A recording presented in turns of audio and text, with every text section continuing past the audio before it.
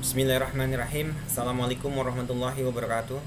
Ketemu lagi dalam mata kuliah keamanan komputer dan jaringan. Kali ini, pekan ini kita akan bahas tentang keamanan web server. Jadi materi kita kali ini yaitu bagaimana caranya kita akan mengamankan sebuah web server, atau kita akan bahas serangan-serangan yang biasa terjadi dalam web server, serta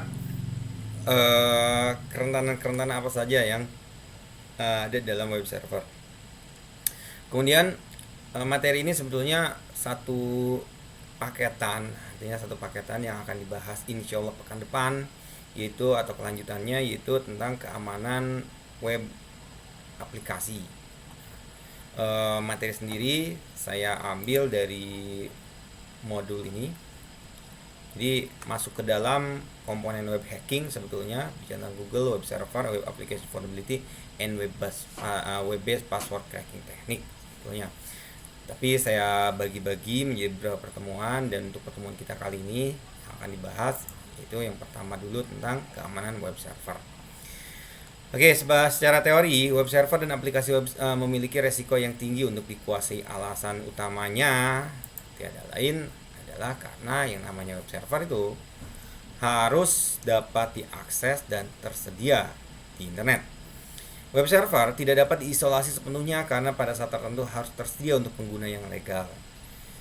Sekali web server telah dikuasai, ini artinya compromise, hacker dapat melakukan serangan lainnya ke dalam jaringan. Jadi web server ini menjadi celah atau pintu untuk melancarkan serangan-serangan berikutnya. Oleh karena fungsinya, sebuah web server lebih banyak diakses dibandingkan sistem lainnya dan juga kurang terlindungi, sehingga mudah untuk dieksploitasi. Target informasi di dalam web server biasanya berada di dalam database web server. Nah, database ini dapat diakses melalui web aplikasi. Sehingga dengan dikuasainya sebuah web server, maka web aplikasi secara tidak langsung juga terancam.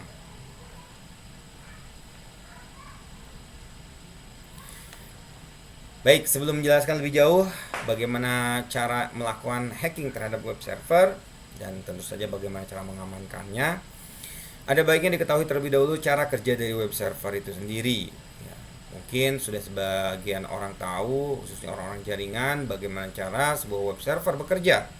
Jadi web server itu menggunakan Hypertext Transfer Protocol atau yang kita kenal dengan HTTP, dan Hypertext Transfer Protocol Secure. Ini kalau untuk yang diamankannya ada HTTPS dalam berkomunikasi dengan web-based client.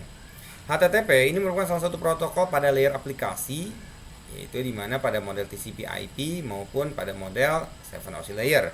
HTTP dan HTTPS ini merupakan protokol utama yang digunakan oleh web client dalam mengakses halaman web pada web server di internet. Menggunakan Hypertext Markup Language, yaitu bahasa yang digunakan untuk membuat halaman web dan dapat ditampilkan pada web browser di sisi klien. Gambarannya kurang lebih seperti ini. Ada web client, ini ada web server, di mana di belakang web server ada web application dan database. Kemudian dengan dilindungi firewall menuju internet, di internet ada firewall, baru sampai ke web client. Cara kerjanya kurang lebih seperti ini. Web client melakukan inisialisasi IP address web server menggunakan TCP port 80 karena HTTP itu bekerja pada port 80. Kemudian web server menunggu GET request dari klien untuk menampilkan halaman web di klien. Web server menanggapi permintaan klien dengan kode HTML untuk web server homepage. Selanjutnya, klien memproses HTML yang dikirimkan oleh web server dan menggunakan web browsing untuk melakukan rendering untuk ditampilkan di klien. Apa saja sih tipe kerentanan di dalam web server? Seperti sistem lainnya, web server dapat dikuasai oleh hacker. Berikut ini merupakan kerentanan yang umum dieksploitasi atau dimanfaatkan pada web server. Pertama, yang paling penting dan yang paling sering terjadi itu adanya misconfiguration web server software. Isu yang umum terjadi ketika menggunakan Microsoft misalnya Internet Information Server ini sebagai web server adalah penggunaan default setting. Bukan hanya dalam IIS saja sebetulnya. Ketika kita menggunakan server-server lainnya dan kita melakukan settingan secara default, maka pada default setting itu permission atau perizinan akses web terbuka. Artinya peluang untuk diserang itu cukup tinggi. Sebagai contoh, misalnya pada default setting all user, nama semua pengguna memiliki full control terhadap semua file yang ada di folder website.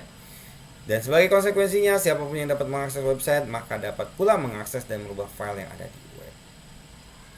Baik, yang kedua adalah operating system ataupun application bug, atau bisa juga terjadi karena flow in programming code, cacat di dalam codingannya. Semua program termasuk sistem operasi harus di patch dan update secara rutin. Kerentanan berikutnya adalah vulnerable default installation. Sistem operasi dan web server jangan pernah dibiarkan dalam settingan default pada saat instalasi. Wajib hukumnya diupdate secara rutin. Nah, hacker melakukan eksploitasi kerentanan yang ada untuk mendapatkan akses ke dalam web server. Hal ini disebabkan karena biasanya web server disimpan dalam Demilitarized Zone atau DMZ, di mana lokasi ini merupakan area yang dapat diakses publik dan oleh internal jaringan. Sekarang pertanyaannya, bagaimana melakukan serangan terhadap web server? Cukup mudah saja sebetulnya kita melakukan serangan. Web server biasanya mendengarkan pada port 80, listening pada port 80 karena kerjanya dari HTTP itu adalah port 80 dan port 443 kalau menggunakan HTTPS. Karena port ini harus selalu terbuka dan tersedia bagi web client, maka firewall ataupun paket filtering antara web client dan web server harus mengizinkan setiap traffic yang melaluinya. Nah, salah satu langkah dalam gathering information terhadap web server ini adalah banner grabbing, di mana banner grabbing ini mencoba mengumpulkan semua informasi yang terkait web server seperti OS dan software web server beserta versi. Kita coba latihannya. Jadi saya akan langsung praktekkan saja ya, videonya karena tidak terlalu banyak. Lihat.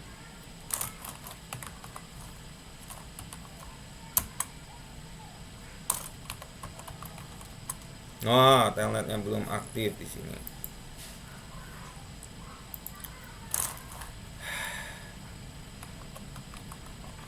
Kita aktifkan dulu.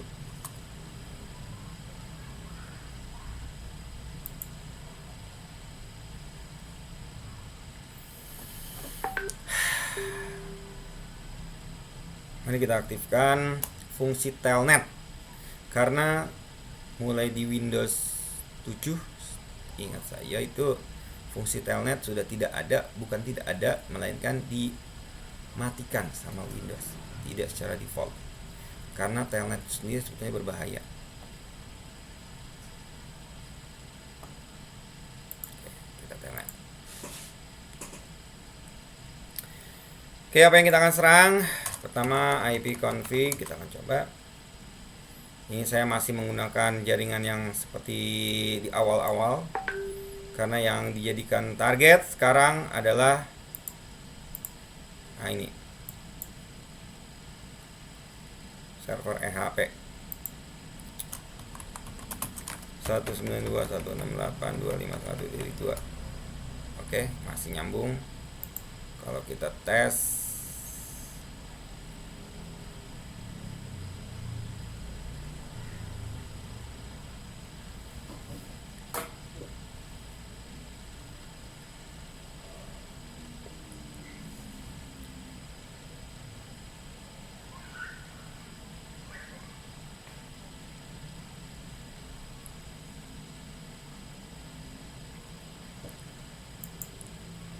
oke, mana? Udah selesai belum? Oke, sudah. Telnet. Oke, telnet ada. Portnya 80. Oh iyalah, open. Tuh, saya lupa. Udah lama gak pakai telnet. Connecting.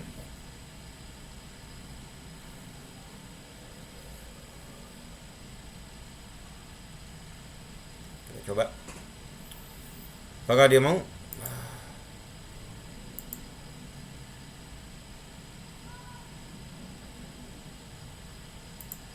Kita sudah mencoba mempraktekkan yang ini, banner grabbing. Oke. Jadi kita coba ini untuk mencari informasi dari si server tersebut.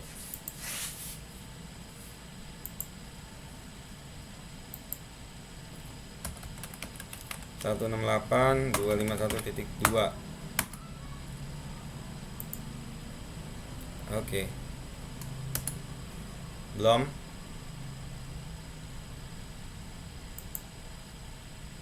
Oke, kalau enggak kita pakai XP nya.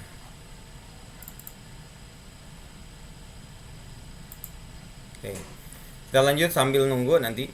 Banner grabbing biasanya memberikan hasil identitas tipe dan versi dari web server. Informasi ini penting karena dengan mengetahui tipe dan versinya maka eksploitasi dapat dilakukan. Langkah selanjutnya setelah banner grabbing adalah melakukan serangan terhadap web server atau aplikasi web dan mendapatkan akses ke data di server. Nah, serangan yang umum terjadi terhadap web server adalah defacement. Hacker akan melakukan deface terhadap website hanya untuk kesenangan atau show off saja. Deface website artinya hacker melakukan eksploitasi terhadap OS atau web server software, kemudian merubah file website untuk menunjukkan bahwa website telah dihack. Bagaimana melakukan countermeasure terhadap serangan web server? Salah satu cara untuk mencegah serangan pada web server adalah dengan page management, di mana page management ini merupakan proses update beberapa page dan hotfix yang dikeluarkan oleh sistem vendor dan diperlukan sistem. Oke. Ini daftar pustaka yang saya gunakan, bukunya ini. Saya ambil dari sini sebetulnya. Oke, ini pembahasan latihannya. Using Black Widow, oke, untuk melakukan copy website.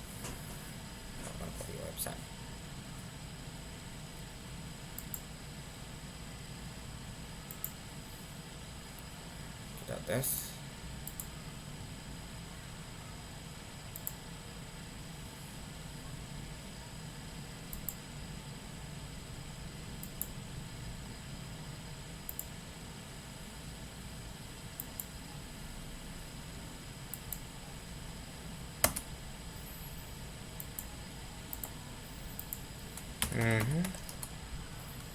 Kalau yang sana lama kita pakai yang cepat.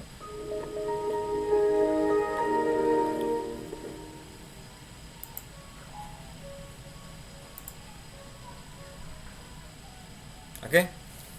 Jadi silakan kalian praktekkan menggunakan Black Widow ini mengcopy website. Selain Black Widow, kalian juga bisa menggunakan HTTP track. Kemudian atau kalian juga bisa menggunakan yang mungkin yang biasa kalian gunakan untuk download, yaitu IDM. Nah, IDM itu juga bisa punya kemampuan untuk melakukan grabbing, mengcopy, artinya mendownload semuanya. Oke. Jadi sebetulnya tools-tools tersebut sudah tersedia, hanya bagaimana kita memanfaatkannya saja, seperti itu. Oke. Baik, mana ini? Sudah selesai belum?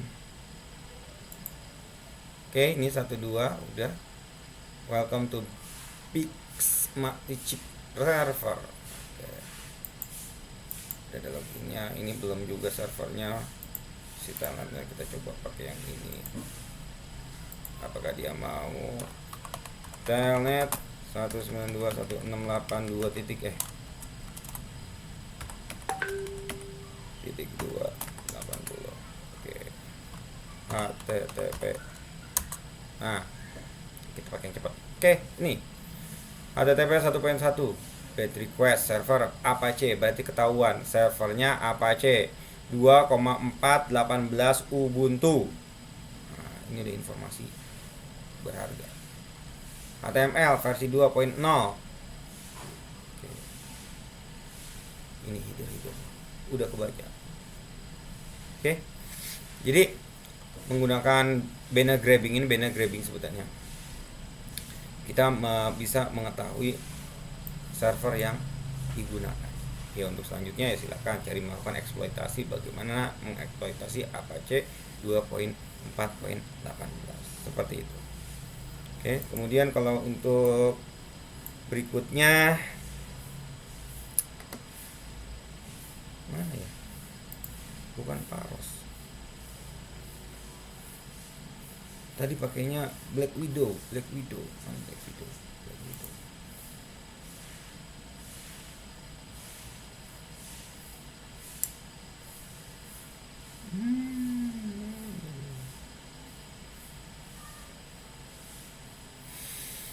Wah, ada di sini Black Widow. Di Windows 7-nya ada nggak?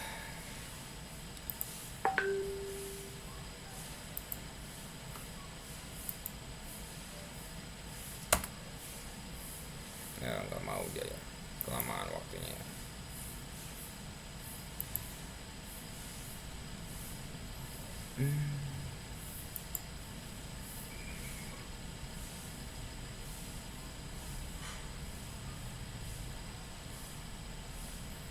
Wah, ada Black Widow di sini. Aduh, gimana ya?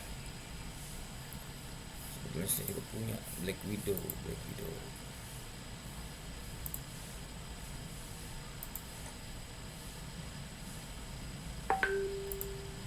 Ini nih Black Widow.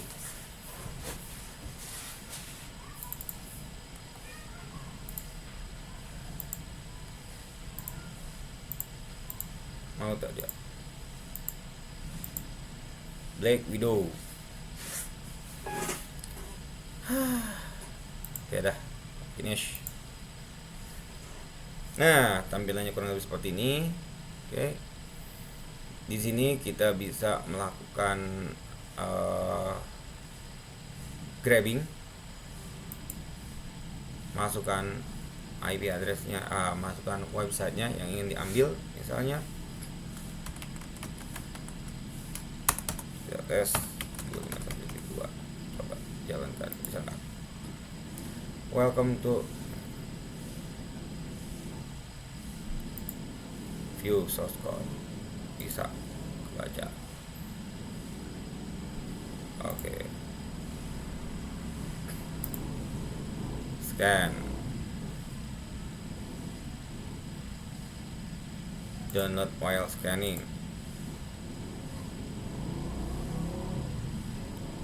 Start.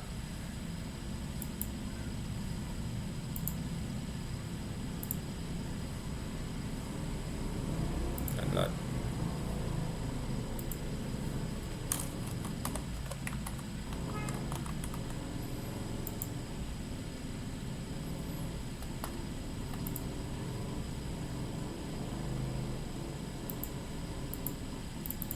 Hanya dapat baru ini pulang. Oke. Ini nih kita bisa download data-datanya.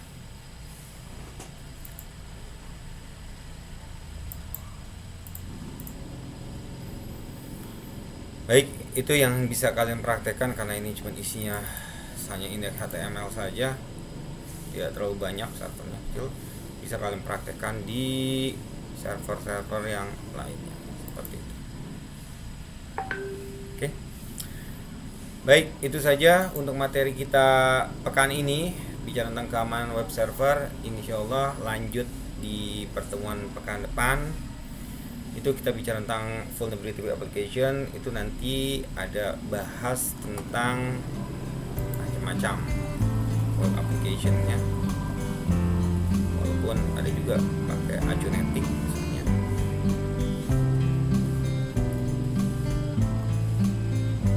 Nah, ini materi minggu atau pekan depan nih. SQL injection, injection, cookie, snooping. Oke. Baik,